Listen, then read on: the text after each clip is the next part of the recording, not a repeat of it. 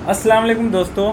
आज देखिए, आज बात करें क्योंकि पिछले कई दिनों से ना सोशल मीडिया में एक चीज़ देखने को मिल रहा है हम लोगों को कि तेजस्वी का जो बड़ा भाई है, आरजेडी का जो बड़ा बेटा, बात करें अगर लालू प्रसाद यादव जी का, तेज प्रताप जी, ठीक है, जो जिन्होंने अभी मतलब रिसेंटली घर छोड़ करके अपनी एक नया पार्टी बनाया था और उस पार्टी को लेकर के अभी बात चल रही है कि एमआईएम में गठबंधन करने के बात चल रहा है, एमआईएम से जुड़ने की बात कर रही है वो। तो हमारे अख्तर साहब ने भी इसमें शायद के पॉजिटिव ही दिए हैं, वेलकम किए हैं कि भाई अगर कोई भी आना चाहता है तो आ सकता है। तो आप लोगों से ना एक क्वेश्चन आता है मेरे माइंड में कि अगर वो एक तो सबसे पहला आरजेडी छोड़ा तो उसमें शायद कि आरजेडी को कुछ ना कुछ इफेक्ट पड़ा होगा, और दूसरी बात आज के डेट में अगर वो वहाँ से निकल करके एमआईएम में अगर आता है तो फिर आरजेडी को कितना बड़ा झटका लगने वाला है या फिर झटका लग सकता है, इसके बारे में कुछ बताएं।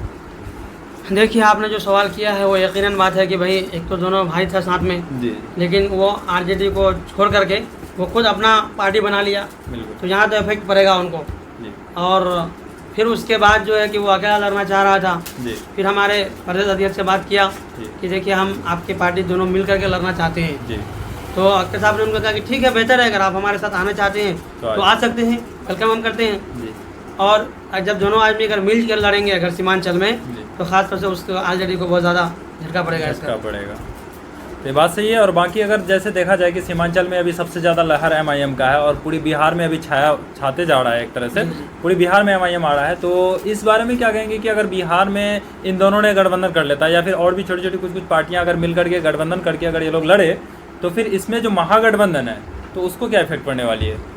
सबसे पहले बात है कि तीसरा मोर्चा बन जाएगा ये। जी, जी, पहला तो ये दो मोर्चा ही एक था ही, जी, फिर ये तीसरा बन जाएगा, ये तीसरा तीसरे बन जाएगा, बिल्कुल। पार्टी मतलब बड़ा पार्टी बन के निकलेगा। जी, अब ये जो छोटी छोटी पार्टियां हैं, मान के चंद्रशेखर आज़ाद हैं, जी, पप्पू यादव है, बिल्कुल। ये भी निर्दलीय से हैं अभी, जी, तो ये भी सब बात कर रहे हैं अंदर अंदर में कि भाई हम सब मिल करके एक साथ में लड़ेंगे।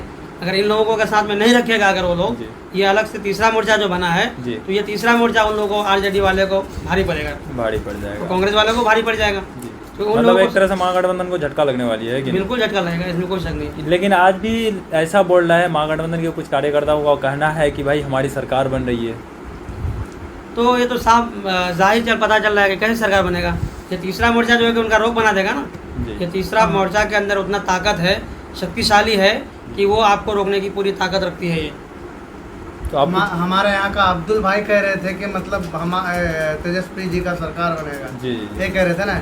अब्दुल भाई से ये पूछना कि उस दिन जो कल या परसों सभा हो रहे थे जी, उसमें कहीं अब्दुल दिखे थे? कहीं नहीं, कहीं हाँ, कुछ हो जाता है इतना मारता पीटता है तो कोई आवाज उठाने वाला जी। नहीं उठाएगा। तुम्हारा बाप तो कहीं आवाज़ नहीं उठाता है, कभी नहीं, कोई कहीं देखा नहीं ही उठाया है। ना राहुल बाप उठाया, ना तेजस्वी बाप उठाया है, ना लालू उससे यादव। पहले लालू यादव उठाया है। मतलब कोई नेता उठाया हो तो बताओ। मैंने अख्तर लिवान के सिवा जी, जी। किसी ने भी उठाया है तो? अच्छा, जैसे कि आपने बोला कि कोई सभा हुई थी उसमें जितने भी बड़े बड़े लीडर देखने को हाँ। मिला था सारे मतलब अदर कास्ट के थे, अपने अब्दुल मतलब कि मुसलमान में से कोई लीडर नहीं कोई थे, नहीं ठीक? थे। तो आप उन मुसलमानों को क्या कहना चाहते हैं या फिर क्या पैगाम देना चाहते हैं जो आज भी उन लोग का दरी बिछाने के चक्कर में है? सीख लो बस, ये दरी बिछाने वाला नहीं तो पूरा जिंदगी यही करते जी। रहोगे। तुम्हारा बाप ने किया, दादा ने किया, अब फिर तुम भी करने लगे हो। कम से कम आने वाला भविष्य के बारे में सोचो। जिंदगी भर दरी बिछाने वाला काम ना करो। तो लोग तो मतलब ये भी कह रहे हैं ना कि भाई अगर आज के डेट में हम उसके साथ जुड़े हैं तो उसका दरी बिछा रहे हैं, कल के डेट में अगर एमआईएम के साथ जुड़ते हैं तो उसका भी तो दरी ही बिछाना पड़ेगा। दरी बिछाने वाला नहीं ना है, जी, गूंगे को बोलने के लिए सिखाता है मैम।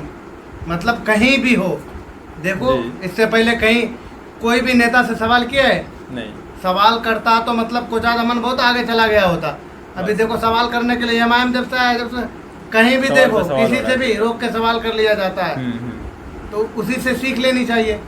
सही बात है। एक चीज़ तो समझना चाहिए कि अभी जो मतलब जब से एमआईएम आया है तो लोग सबको ही बोलने लगे हैं, है कि नहीं? किसी भी नेता का घेराव कहीं भी कर लेता है, ठीक? तो ये सब चीज़ से भी समझना चाहिए लोगों को। इससे पहले कभी किसी ने ये तेजस्वी को या लालू को बोला था एमआईएम जिंदाबाद, नहीं, ओवैसी साहब जिंदाबाद? नहीं बोला था। यही किसान कॉलेज से मतलब थोड़ा सीख लेना चाहिए।